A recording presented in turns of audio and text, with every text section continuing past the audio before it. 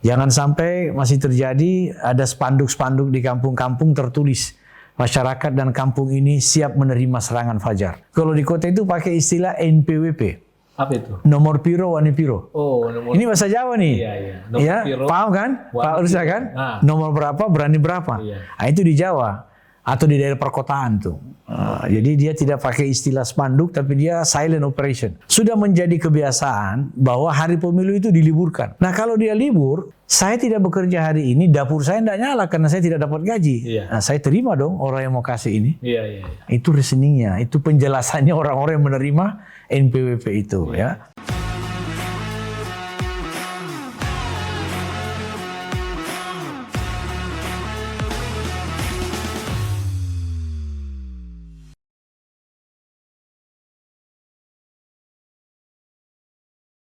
Assalamualaikum warahmatullahi wabarakatuh. Selamat sore, sahabat UKI. Kembali bersama saya, Ruslan Ramli, pada channel Catatan Jurnalis Sukriansa. Sahabat UKI, sore hari ini bersama saya, Profesor Muhammad.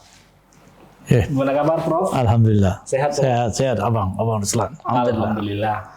Sahabat UKI, Prof. Muhammad ini punya perjalanan yang cukup panjang dalam politik nasional, sebab beliau sebelumnya adalah Ketua Dewan Kehormatan Penyelenggara Pemilu, dan sebelumnya Prof. Ketua Bawaslu Republik Indonesia.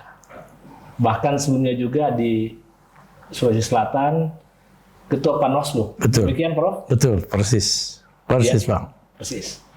Nah, Prof ini seorang akademisi, ya, memulai karir di akademik, dan hari ini tetap di akademik, ya, Prof? Tetap mengajar. Tetap mengajar. Sahabat UKI, kita sebentar lagi akan masuk pada pemilu 2024. Tentu pengalaman Prof Muhammad akan mencerahkan sahabat UKI. Kita akan mendengarkan seperti apa pandangan-pandangan Prof terkait penyelenggaraan pemilu di tanah air. Tapi sebelumnya saya panggil Prof aja. Santai aja, Muhammad juga boleh. Silakan, Bang. Ya. Prof, apa kegiatan akhir-akhir ini? Ya. Oke, Bang Ruslan. Assalamualaikum warahmatullahi wabarakatuh. Waalaikumsalam. Dan teman-teman sahabat UKI ya, saya juga termasuk yang mengikuti nih podcast Pak Dr. Sukriansa dan selalu menarik. Termasuk podcast yang saya tidak lewatkan. Selalu saya ikuti kapan lagi isu-isu baru muncul dan siapa lagi yang diundang oleh sahabat UKI. Alhamdulillah, kehormatan bagi saya ini bisa hadir di podcast sahabat UKI. Sekarang ini saya mengajar ya di Hasanuddin di program ilmu politik.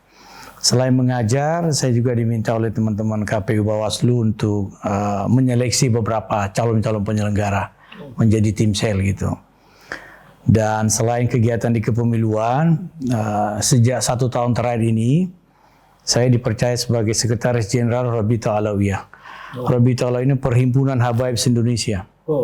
Jadi kalau Abang Ruslan pernah mendengar komunitas Habaib, ketua umumnya sekarang itu Habib Taufik bin Abdul Qadir Assegaf.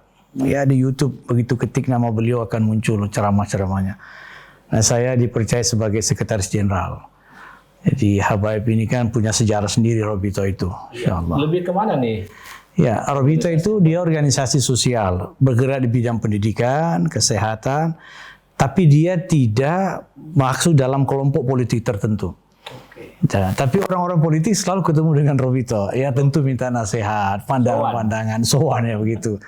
Ya tugas kita karena himpunan Habaib ini ada ulamanya, ada tokoh-tokoh pendidikannya.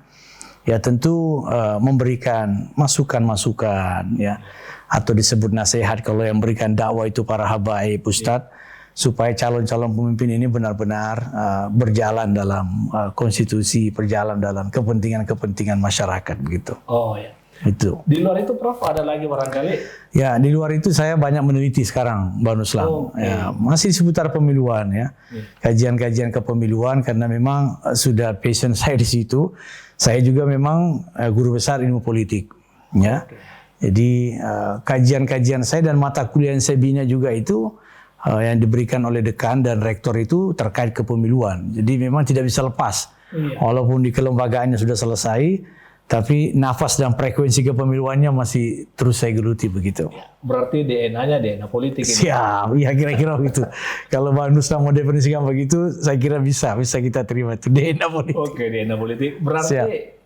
Prof, kalau boleh cerita sedikit, kan di kampus jadi dosen politik. Ya. Kemudian masuk menjadi pejabat publik ya, di level provinsi dan di nasional. Nah, mungkin bisa disampaikan dulu nih ke sahabat Uki. Apakah ini inisiatif pribadi Prof atau ada sesuatu yang ingin diperbaiki atau gimana, Prof? Ya, jadi begini, saya melihat pemilu kita itu kan, kalau saya cermati dari sejak Orde Baru, reformasi dan sekarang ini pasca reformasi, terkesan ya, dan memang by fakta pemilu kita kayak rutinitas saja, Bang Ruslan. Kayak ritual 5 tahunan, memilih presiden, memilih anggota DPR. Tapi belum menemukan atau belum menghadirkan sebuah perbaikan dari proses-proses demokrasi kita. Ya, demokrasi kita yang dilahirkan dari proses pemilu yang terkesan masih rutin ini kayak demokrasi prosedural. Pokoknya 5 tahun kita berpemilu, ada presiden, ada gubernur, ada bupati, wali kota. Tapi demokrasi substansi yang salah satu sendinya itu atau pilarnya atau pondasinya itu hadirnya keadilan bagi masyarakat, hadirnya kemakmuran masyarakat, itu baru segelintir yang merasakan. Ya, jadi kue-kue demokrasi ini hasil pemilu masih sedikit orang yang menikmati. Nah, padahal tujuan pemilu sebenarnya bagaimana semakin banyak kelompok masyarakat ini mendapatkan kesejahteraan daripada proses pemilihan semakin baik. Intinya saya mencoba melihat atau terpanggil bagaimana supaya pelaksanaan pemilu kita ini tidak hanya prosedural, rutinitas, tahapan, periode, program, jadwal, tapi jauh lebih penting adalah demokrasi yang substansial, yang bisa menjawab kepentingan masyarakat dan bisa memberikan kontribusi yang optimal terhadap peningkatan kesejahteraan masyarakat. Itu yang memotivasi saya. Oke, berarti ini memang dorongan dari dalam ya, Prof? Iya, melihat perkembangan, melihat pemilu kita terpanggil sebagai akademisi punya 3 pilar ya. Tentu Bang Ruslan juga sebagai orang akademisi, pendidikan, penelitian, dan pengabdian masyarakat. Pilar ketiga ini menjadi pintu masuk saya untuk terlibat dalam proses-proses kepemiluan di Indonesia. Ya, Prof, menarik nih. Anggapan Prof bahwa ini kan hanya rutinitas ya. Tetapi dalam setiap pemilu, anggaran begitu besar dikucurkan oleh negara. Ya. Dan juga selalu ada korban ya. Selalu ada yang konflik, tidak lepas juga dari konflik, selisih, gesekan-gesekan sosial. Nah, apakah ini menandakan bahwa memang pemilu kita ini masih belum berkualitas karena masih dipenuhi dengan kekerasan gitu, atau memang ini mau seperti apa gitu karakter rakyat Indonesia, masyarakat Indonesia masih sampai seperti itu. Bang Ruslan ya, dan teman-teman sahabat Uki. Jadi sebenarnya pemilu ini adalah konflik yang dilembagakan. Saya membuat satu tulisan sekaligus melakukan riset bahwa ya memang pemilu ini syarat konflik. Ya, konflik itu berasal dari kepentingan yang berbeda. It's okay, itu biasa, itu niscaya dalam sebuah kompetisi ya. Kompetisi, sepanjang kompetisi itu dipastikan berlangsung dalam prinsip-prinsip dan asas free and fair election. Ya, bahwa orang yang menang itu dipastikan terpilih dan orang yang belum berhasil atau belum mendapatkan suara terbanyak itu juga bisa menerima walaupun kalah. Ya, jadi kalaulah misalnya ada konflik, tapi dipastikan kanal-kanal penyelesaian konflik itu tersedia oleh regulasi, oleh lembaga, oleh personality penyelenggara pemilu. Sehingga istilah saya, kalau dalam pertandingan sepak bola, saya kenal Bang Uki ini juga peminat dan luar biasa ya dalam dunia persepak bolaan kita. Kalau yang kalah itu meninggalkan lapangan itu dengan senyum, kadang dengan cipika-cipiki, bertukar kostum. Padahal dia kalah, Bang Ruslan. Kenapa? Karena dia merasakan, dia melihat, dia menikmati kepemimpinan wasit yang strong. Kepemimpinan wasit yang netral, yang mandiri. Nah, dalam konteks pemilu juga begitu. Kalau pemilu ini dikelola oleh wasit-wasit pemilu ya, yang saya definisikan KPU Bawaslu sebagai wasit pemilu, itu fair, itu mandiri, itu bebas intervensi, maka caleg yang kalah, capres yang kalah, cagup yang kalah, calon bupati yang kalah, itu tidak melakukan gugatan. Bisa menerima hasil pemilu itu. Karena dia merasakan dan melihat KPU Bawaslu sudah fair mengelola pemilu ini.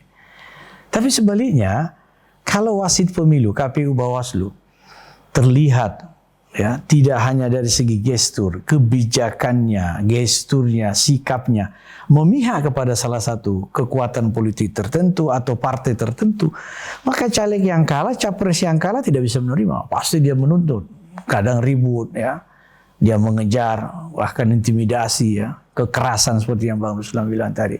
Jadi kita harus berharap ya bahwa penyelenggara pemilu dalam rangka 2024 ini benar-benar mempersiapkan diri dengan baik dalam prinsip-prinsip 12 asas pemilu berintegritas. Tadi Prof, kalau melihat catatan-catatan yang diajukan ke ya Bawaslu, ke PT UN, itu kan tidak pernah sepi, Prof. Betul. Setiap ada pilkada, pemilu, benar, selalu ngantri tuh. Benar. Yang bermasalah. Nah, apakah ini berarti wasit yang fair, wasit yang berlaku adil masih jauh dari harapan kita, atau memang ada aspek lain yang bermasalah gitu? Setuju, Bang Ruslan ya. Ini selalu mewarnai sengketa pemilu kita di setiap pemilu, terutama pilkada. Ya, selalu saja caleg atau anggota DPR atau misalnya calon bupati yang tidak menang ya, atau belum mendapat suara mayoritas itu melakukan gugatan. Itu ya saya menilai bahwa itu berarti dia tidak percaya dengan proses yang dikelola oleh KPU dan Bawaslu. Karena kalau dia percaya, seperti tadi prinsip sepak bola, dia menerima hasil pemilu, tidak perlu melakukan gugatan ke PT UN, ke Mahkamah Konstitusi misalnya, atau ke Mahkamah Agung. Ya, dan itu ya memang undang-undang kita membuka kanal itu, bahwa bagi mereka yang tidak merasa belum diperlakukan secara adil, ya itu bisa melakukan gugatan hukum. Ya, kalau dalam proses sengketa proses ada Bawaslu, ya ada PT UN, bahkan sampai tingkat Mahkamah Agung. Kalau sengketa hasil pemilu ada Mahkamah Konstitusi. Memang di konstitusi kita dibuka ruang-ruang itu atau media-media gugatan itu, tapi dalam pandangan saya, kalau KPU Bawaslu sebagai wasit pemilu sudah memegang secara kuat asas-asas pemilu, juga menguatkan lagi dalam prinsip-prinsip pemilu berintegritas, kode etik, moral, maka yang kalah, yang tidak menang di setiap pemilu itu bisa menerima hasil pemilu.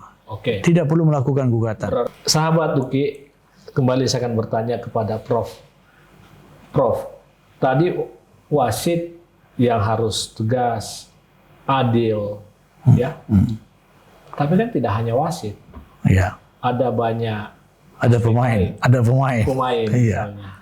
Nah, gimana tuh Prof? Soal kedewasaan, ya? Kemudian pemahaman tentang regulasi. Ya, setuju Bang Ruslan ya dan teman-teman sahabat Uki. Jadi begini, pertandingan itu bisa digelar kalau ada unsur-unsur itu, pemain, wasit, penonton ini masyarakat, pemilih, ya dan seterusnya. Nah, kalau misalnya wasitnya sudah kita endorse bersama supaya dia tegas, netral, mandiri, bebas intervensi, tapi ini dibutuhkan bahwa para pemain itu juga punya komitmen yang sama. Ya, untuk apa? Untuk menegakkan aturan, mematuhi aturan, ya. Aturan dibuat untuk dipatuhi, bukan untuk dilanggar. Tapi sayangnya kalau kita evaluasi, ya, sebagian besar peserta pemilu kita itu prinsipnya menghalalkan segala cara supaya bisa menang, bisa mendapat suara mayoritas, ya, bisa mengalahkan caleg lain dan seterusnya. Yang benarkan itu segala cara yang penting halal, gitu kan? Yang penting halal. Silakan berkreativitas dalam meraih suara atau simpati masyarakat, ya. Tapi dengan cara-cara yang halal. Halal tanda petik di sini sesuai konstitusi. sesuai regulasi, sesuai PKPU dan seterusnya.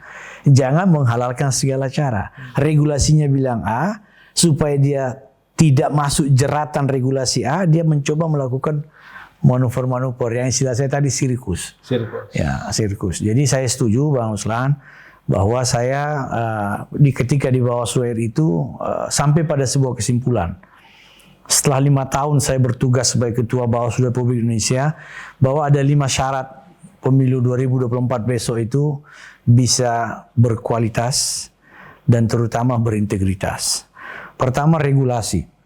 Ya, regulasi itu adalah panduan kita dalam berkompetisi, dalam berpemilu. Undang-undang pemilu, peraturan KPU, peraturan Bawaslu. Regulasi ini tidak boleh gray area. Dia harus black and white. Maksud saya itu harus jelas tegas. Saya kasih 2 contoh, Bang Ruslan. Harus jelas dan tegas antara sosialisasi dengan kampanye. Ya, hari ini kita lihat di jalan-jalan kita, di fasum-fasum kita, fasilitas umum, itu sudah mulai ada gambar-gambar calon legislatif, calon presiden, calon gubernur. Padahal ini belum masuk tahapan kampanye. Ya. Belum ada peserta pemilu. Mei ini KPU baru melakukan proses pendaftaran anggota DPR, anggota DPD dan DPRD provinsi, kabupaten kota. Tapi caleg-caleg ini ya sudah mengatakan, loh, saya kan perlu memperkenalkan diri, visi misi saya, dan saya tidak berkampanye, saya masih bersosialisasi. Nah ini, karena PKPU tidak bisa menjerat dia kalau menggunakan peraturan KPU tentang kampanye itu tadi. Yang kedua, kadang tidak jelas dan tegas antara money politik dengan cost politik. Politik uang dengan biaya politik. Dalilnya begini bagi politisi, ya, bagi caleg.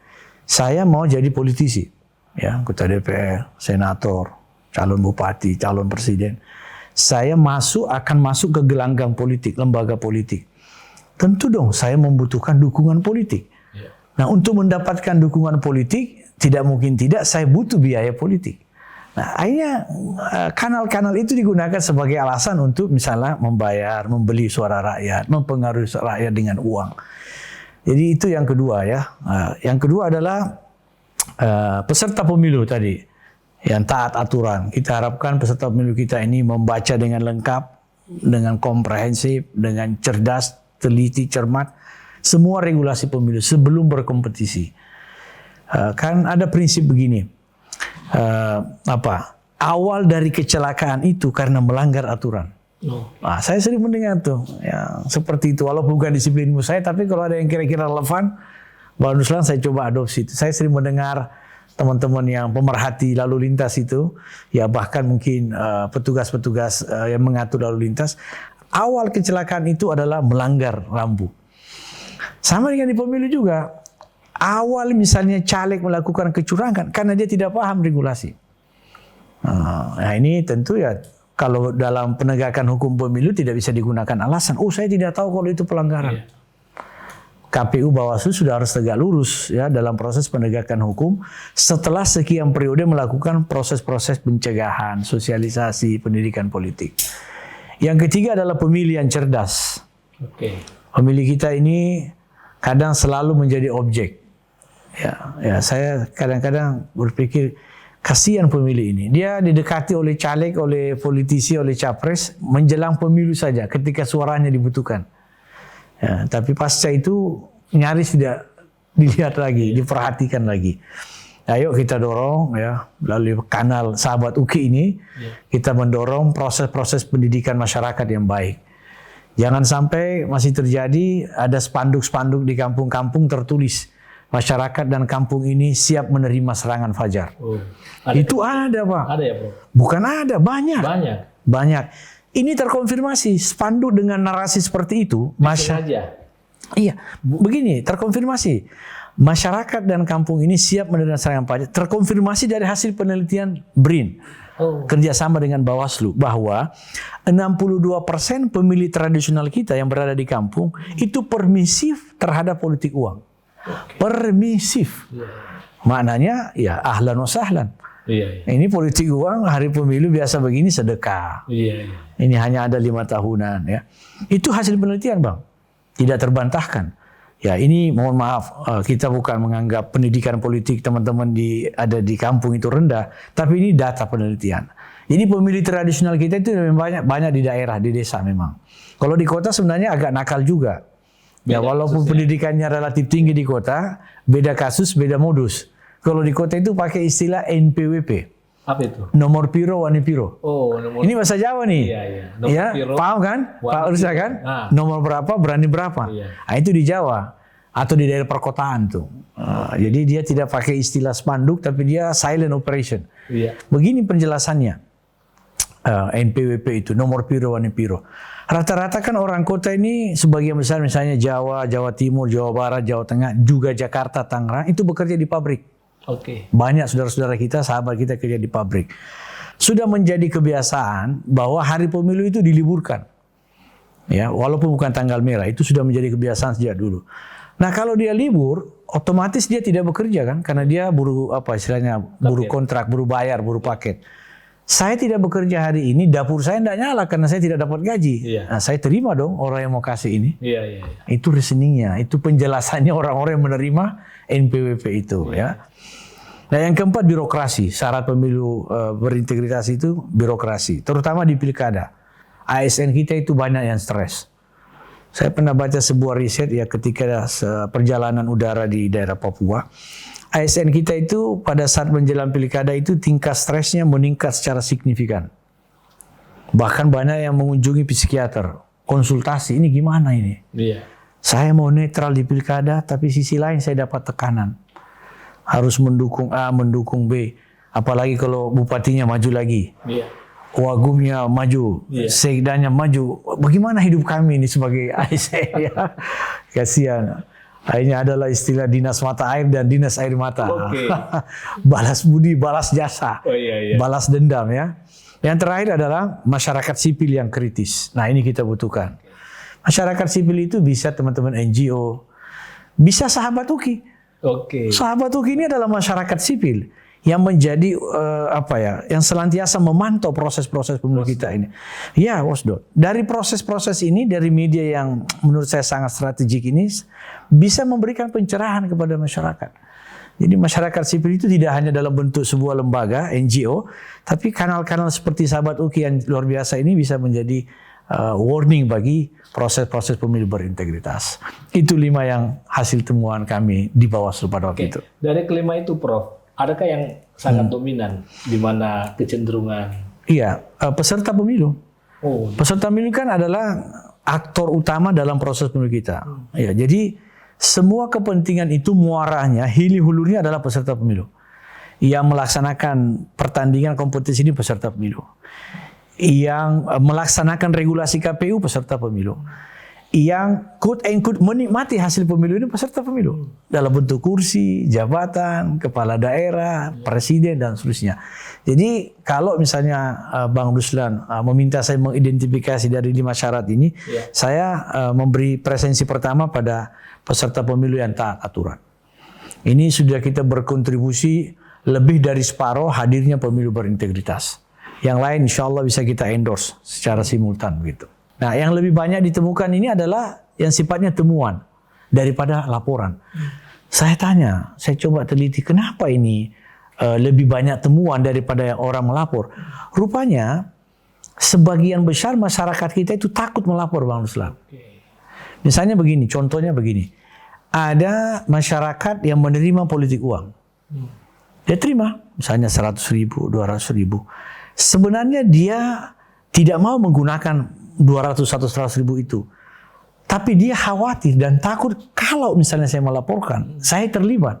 Dipanggillah oleh Gakumdu. Gakumdu itu penanganan pidana pemilu. Muncullah di media bahwa ini pelapor politik uang, keamanan, keselamatan keluarga saya. Nah, itu banyak yang seperti itu. Sayang sekali, banyak masyarakat kita itu takut melapor kalau melihat ada pelanggaran pemilu. Ya, yang paling masif itu, sebagaimana pertanyaan Bang Ruslan, itu adalah politik uang. Ini banyak masyarakat menerima, dan alhamdulillah ada juga yang tidak menggunakan itu, cuma tidak berani melaporkan itu. Atau Prof, laporan itu atau mungkin karena masyarakat juga apatis, Prof. Iya. Kalau saya melapor, Iya. apakah ini ditindak? Tindak lanjuti. Ya, itu ada segmen itu juga, ada kelompok juga. Hasil penelitian itu ada yang apatis. Kalaulah saya laporkan, apa iya ditindaklanjuti kan? Saya sudah dipanggil polisi misalnya, diinterogasi, di BAP.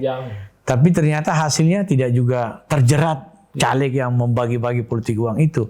Itu ada hasil penelitian seperti itu ya. Nah ini juga harus, ini tantangan bagi kita juga ya, jangan sampai masyarakat kita apatis ya. Saya juga pernah satu kali diskusi dan ada satu tokoh ya, ya menurut saya kurang tepat juga narasi edukasi pendidikan politiknya. Dia mengatakan demikian, mengenai politik uang itu enteng saja, ambil uangnya, jangan pilih orangnya. Aduh, saya mendengar sering itu. Sering sekali nih, Prof. Iya, sering sekali ya. Ini ada tokoh ini. Bahkan kalau saya menyebut namanya, pasti Bang Ruslan dan pemirsa Sahabat UKI pasti kenal tokoh ini. Tapi tentu tidak saya sebutkan. Bagaimana bisa seorang tokoh memberikan edukasi, narasi pendidikan politik seperti itu? Ambil uangnya, jangan pilih orangnya. Ketika saya ketua Bawaslu, saya mengatakan ini tidak tepat. Ya, dalam pandangan kami ketika itu, ambil uangnya, jangan pilih orangnya, laporkan ke Bawaslu. Ini yang pas, ini yang tepat, ini yang bisa membantu penanganan pelanggaran-pelanggaran politik uang. Jadi ambil uangnya bukan untuk dibelanjakan, tapi sebagai mahkota alat bukti. Iya, bukti. Ini mahkota ini. Ini derajat bukti uang dalam amplop itu adalah istilah kita kalau di pengadilan pembuktian itu adalah bukti mahkota. Itu sangat kuat. Apalagi kalau misalnya ada tanda gambar caleg di situ, nomor urut partai, itu kan bukti mahkota dalam istilah pembuktian ya. Tapi kan ada juga ini, Prof. Ya. Itu bukan orang saya tidak kenal. Nah, itu kadang-kadang ngelesnya. Ya, itu Bawaslu punya instrumen untuk menelusuri apakah ini memang by design atau seperti yang dia ingkari seperti itu ya. Ya, cara ngeles seperti itu paling, itu saya nggak tahu itu. Bahkan ada yang lebih mengatakan, saya tidak kenal siapa yang bagi-bagi itu kan. Malah merusak saya. Merusak saya. Nah itu kalau di era saya paling tidak, alhamdulillah kita punya instrumen untuk mengidentifikasi apakah ini memang by design, ya orang ini caleg ini yang mendesain atau memang caleg ini tidak mengetahui. Ya, dua-duanya pernah terjadi. Apa tuh alat untuk mendeteksi? Ya, untuk memastikan. Ya. Nah pertama mereka yang tertangkap, misalnya masyarakat melaporkan si A, dia menerima politik uang, ya. Lalu kita pastikan, kita amankan posisinya dulu ini penerima ini. Ya kita yakinkan, kita beri perlindungan bahwa Anda aman. Anda melapor ini aman, dilindungi undang-undang, ya Anda terus terang saja, sampaikan saja. Malah kalau kamu tidak memberi keterangan yang jujur, itu malah ada ancaman pidananya. Begitu cara kita menggugah pelapor. Lalu dia sendiri menjelaskan, benar, walaupun saya tidak bertemu langsung dengan caleg itu, tapi saya mendengarkan arahannya melalui voice note. Ada edaran tertutup. Sehingga kita bisa masuk di pintu-pintu itu. Kita bisa lanjutkan penelusuran sampai menangkap caleg itu. Apakah benar suara Anda di rekaman ini? Dia tidak bisa lagi karena uji forensik di Barreskrim kerjasama Bawaslu bisa membuktikan bahwa suara itu suara caleg. Dan seterusnya. Seberapa besar itu, Prof, yang pernah terjerat dengan? Tidak banyak ini Bang Ruslan, karena yang melaporkan seperti ini juga tidak banyak. Yang saya bilang tadi, masyarakat takut untuk melaporkan karena itu tadi menghindari selain proses-proses hukum ya. Yang kedua mungkin ada intimidasi kalau dia kelihatan melapor. Tim sukses ini akan melakukan tekanan-tekanan dirinya, keluarganya. Jadi jumlahnya tidak banyak. Nah ini edukasi kita saya kira sangat penting lah supaya masyarakat kita dengan penuh kesadaran ya tidak hanya berpartisipasi dalam pengertian memilih, tapi juga membantu misalnya pengawas pemilu kalau ada potensi pelanggaran. Itu tadi sosialisasi dan kampanye. Betul. Susah membedakan. Nah, gimana Prof melihat menjelang Februari nanti, tapi sekarang sudah ramai itu? Ya memang kita pertama harus mendorong bahwa KPU Bawaslu itu harus berani mengambil keputusan, berani mengambil sikap terhadap sesuatu yang bisa saja secara regulasi PKPU-nya belum diatur, tapi dia bisa mengidentifikasi regulasi lain yang bisa menjerat bagi mereka yang melanggar. Contohnya misalnya kemarin ada partai atau ada politisi bagi-bagi uang di masjid. Wah, itu kan sempat viral itu kan. Ya, ada partai tertentu, ada politisi tertentu dengan gambar di situ, gambar politisinya dibagi di masjid sama jamaah masjid. Nah, kan Bawaslu mengatakan ya itu tidak ada masalah karena belum masuk masa kampanye dan belum ada peserta pemilu. Nah, ini dalam pandangan saya, ini kalimat ini memang kurang tegas.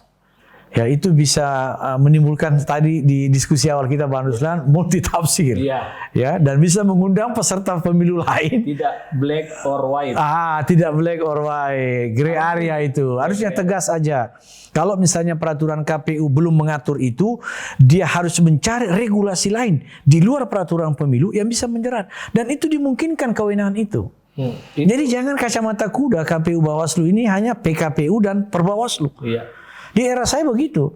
Mohon maaf nih. Di era saya kalau peraturan Bawaslu belum mengatur, maka kita mengidentifikasi misalnya peraturan pemerintah, Perda kalau di tingkat daerah, peraturan menteri yang kira-kira peraturan ASN, peraturan disiplin ASN yang kira-kira relevan bisa quote and quote kita gunakan untuk menjerat orang-orang yang indikasinya tidak taat aturan. Dan itu bisa. Beberapa kasus itu bisa digunakan, direkomendasi ke BKN.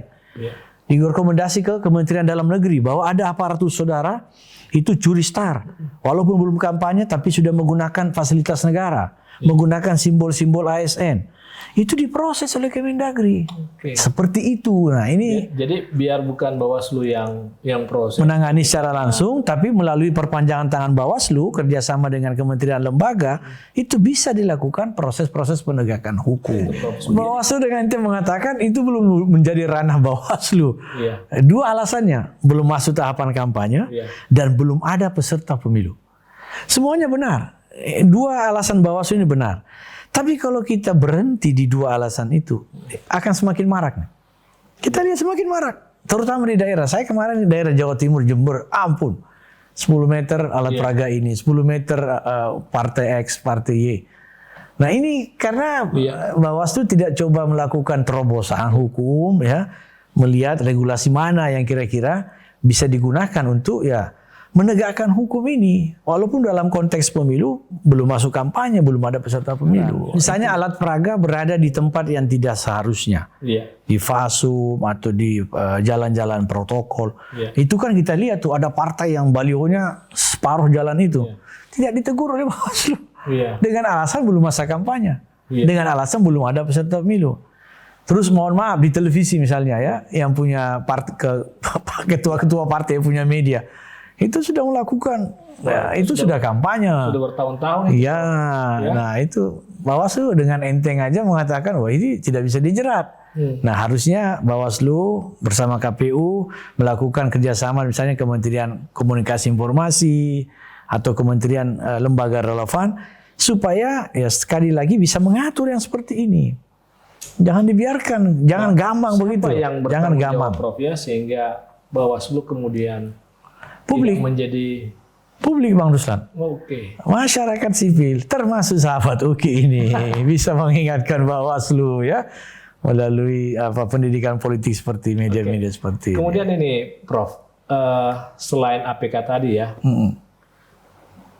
yang lagi marak juga ini penggunaan fasilitas pemerintahan, fasilitas negara.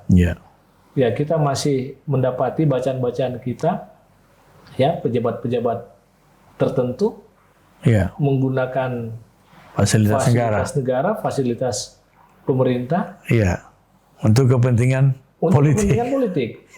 Gimana itu, Prof? Sebenarnya begini, bangsa beradab itu menggunakan dua instrumen. Nah ini bukan menggurui Bang Ruslan ini, sama-sama dosen, tapi saya untuk oleh-oleh buat teman-teman sahabat UKI. Bangsa beradab itu selalu mensinergikan dua hal. Pertama, dia memahami atau menjalankan tupoksinya, profesinya dimanapun dia bekerja dalam prinsip-prinsip hukum misalnya ya. Iya. Jadi dia menjadi pegawai yang baik, disiplin dan seterusnya. Yang kedua adalah etika. Etika, moral, integritas. Nah, dua hal ini harusnya bersinergi, berjalan bersama. Kalau dengan alasan, apa yang saya langgar?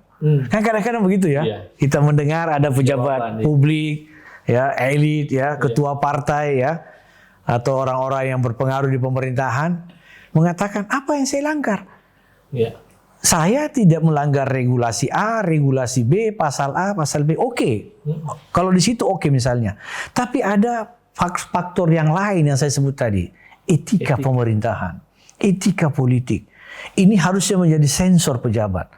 Karena tekanan etika itu bukan hanya benar salah, tapi patut atau tidak patut. Iya, pantas. Ini yang kadang-kadang tidak dipakai sebagai sensor pejabat-pejabat politik kita. Karena tidak melanggar, enjoy aja saya. Kalau begitu, gimana dengan endorsement Jokowi sebagai presiden? Kita berharap pemimpin tertinggi kita memberi contoh. Ya, tertinggi di Indonesia ini adalah yang kita hormati presiden kita. Iya. Ya, kita berharap pemahaman beliau tentang regulasi dan etika itu lebih paling bagus, the best daripada seluruh bagian masyarakat kita. Ya tentu mudah-mudahan beliau ke depan ini bisa memberikan contoh. Ya. Apakah itu Bahwa kategori pelanggaran karena Jokowi saya tentu tidak mau melampaui kewenangan lembaga penyelenggara pemilu, ya. Nanti teman-teman Bawaslu, wah ini Pak Muhammad sudah selesai masih mengomentari. Itu kalau secara formal tentu kita berharap KPU Bawaslu bisa memberikan respon, ya. Tapi pendapat saya sebagai seorang akademisi dan pernah dipercaya sebagai ketua Dewan Etik, ya sebaiknya itu tidak dilakukan menurut saya. Artinya pemimpin tertinggi kita misalnya melakukan pertemuan di Istana Negara, ya mohon maaf ini Pak Presiden, sebaiknya di tempat lain, ya banyak tempat lain. Mari kita mengedukasi masyarakat. Ya, saya tidak menggurui Pak Presiden ini. Tentu banyak penasihat hukumnya, politiknya. Tapi dalam pandangan saya dan pengalaman saya sebagai ketua lembaga Dewan Etik, ya ada tempat-tempat lain yang pas lah untuk presiden melakukan konsolidasi seperti itu, ya.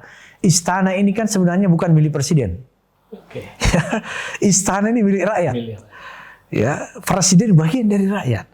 Maka apa yang menjadi aspirasi mayoritas rakyat harusnya itu yang diterjemahkan oleh presiden dengan cara memberi contoh yang baik.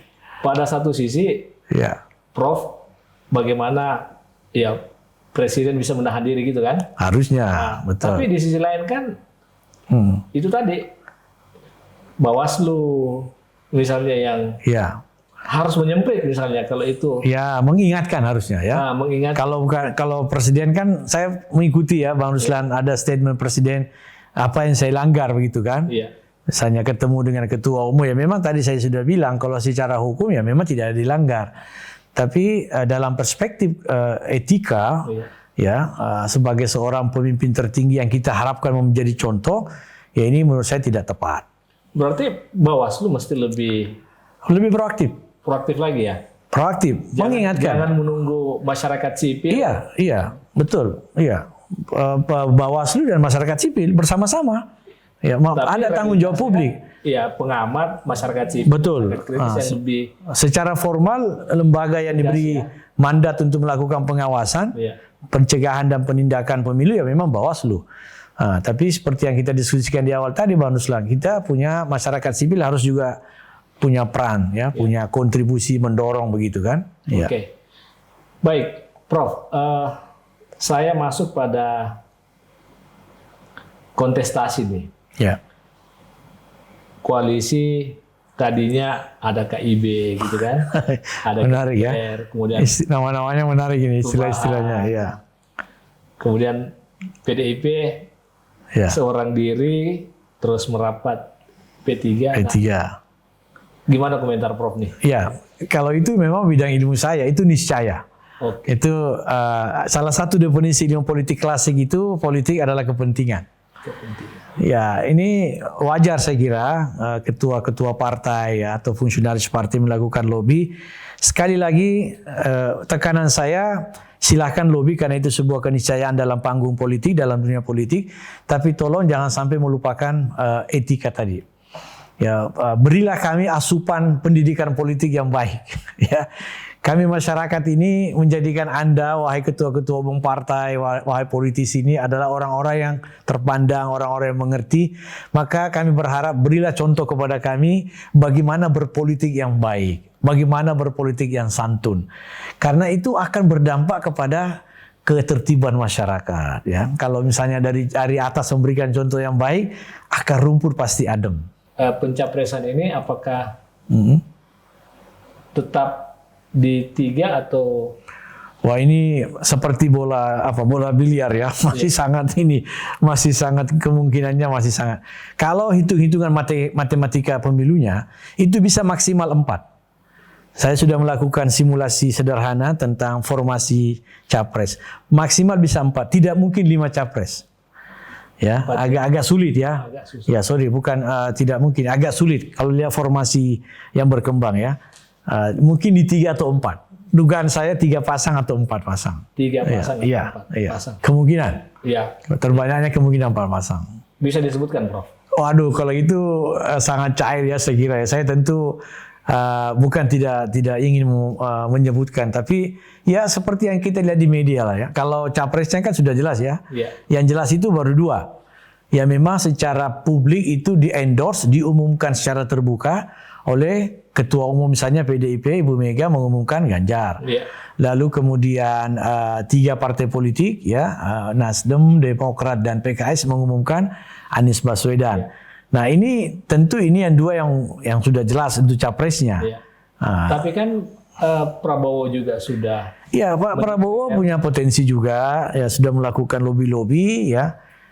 Kalau dalam ilmu politik yang saya pelajari, Bang Ruslan, ya, sebenarnya semakin banyak pilihan itu semakin baik bagi masyarakat. Jadi semakin membuka peluang masyarakat kita mendapatkan yang terbaik dibanding kalau misalnya hanya 2 capres. Ya, lebih dari 2, 3 bahkan di dalam hitungan saya mungkin sampai 4. Itu sebenarnya membuka peluang pilihan-pilihan masyarakat kita semakin variatif. Ya. Jadi tidak terpaku pada 2 capres saja. Koalisi-koalisi yang memungkinkan, Prof. Ya, kalau menurut saya yang sudah mengikatkan dirinya dalam sebuah komitmen kuat itu adalah 3 partai ini kan. Ya, Prof. Nasdem, Demokrat dan PKS itu kan sudah punya declare, mensign sebuah perubahan. Iya, dan menurut saya ya, saya juga mengikuti acara Pak Surya Paloh semalam ya, wawancara di sebuah stasiun TV nasional. Dia mengatakan ya sulit bagi 3 partai ini untuk keluar dari komitmen pencapresan Anies kan. Ya, kalau yang lain kan baru ini PDIP dan P3 yang juga punya komitmen yang sama. Kalau yang lain masih sangat dinamis saya kira. Ya. Kemungkinan yang akan melebur ini apakah KIR ya, Koalisi Indonesia Raya yang merangkul KIB, ya, yang sudah compang-camping dengan bergesernya P3, atau KIB sendiri yang akan merapat ke koalisi lain. Kalau P3 ini kan sudah punya statement kan bahwa kita ini sudah gabung ke PDIP, tidak mungkin lagi bisa bertahan di koalisinya bersama Golkar kan, Golkar dan PAN kan. Nah, ini otomatis ya tinggal 2 hari aja akan bubar ini. Itu menurut saya sudah agak sulit lah bertahan KIB itu. KIB ini kemana kira-kira? Nah, KIB ini kalau saya melihat dia akan membaca, wait and see membaca mana koalisi yang kira-kira potensi menangnya itu lebih tinggi berdasarkan survei nanti. Dia pasti ikuti day by day. Elektabilitasnya, popularitasnya. Ya, survei-survei itu partai yang ada ini yang belum menentukan sikap ini, menurut saya selain melakukan lobby tentu melihat suara-suara publik melalui survei itu untuk menentukan pilihan apakah ke koalisi perubahan ini atau kelompok PDIP plus P3 ini ya. Nah, kalau kita lihat Golkar ini kan sangat cair ya. Iya. Golkar ini tidak punya riwayat jadi oposisi. Oke. Golkar tidak punya riwayat dan tidak punya bakat untuk menjadi oposisi. Jadi Golkar akan selalu membaca mana partai yang punya peluang besar menang, Golkar merapat ke situ. Tapi Jadi Golkar bisa jadi ke PDIP plus P3, Iya. bisa jadi ke koalisi perubahan. Jadi, Oke. makanya dia melakukan pertemuan, Pak Airlangga itu melakukan pertemuan di dua kubu ini. Menemui Ibu Mega, menemui Pak SBY kan begitu. Menemui PKS kan. Itu karena Golkar akan terus membaca. Wait and see akan kemana ini arah angin gitu. ya, tapi kan Muhaimin juga melakukan hal yang sama, Prof. Ya, Ketemu JK, ya betul. ketemu dengan elit lain. Betul. Muhaimin ini menurut saya, ya beliau ini belum terlalu kuat dukungan politiknya dari partai-partai yang lain. Ya, kalau misalnya beliau kan berharap menjadi wapres ya. Nah, tapi Golkar sepertinya belum terlalu cocok lah dengan pilihan itu. Ya masih sangat inilah. Ya bahkan ada satu cerita ketika Muhaimin menyampaikan bahwa Presiden meminta kita deklarasi. Kata Pak Airlangga, ya deklarasi tapi wapresnya bukan Pak Muhaimin. Saya ini di mana tuh diberi media mana saya baca tuh ya. Prof. Nah ini tentu sangat dinamis ya proses-proses itu ya bagi kita insya Allah siapapun juga putra terbaik bangsa ini ya semoga yang terbaik lah untuk pemilu berintegritas. Baik. Terima kasih, Prof. Siap. Sahabat Tuki, demikian perbincangan kami dengan Prof. Muhammad, kurang lebih 60 menit.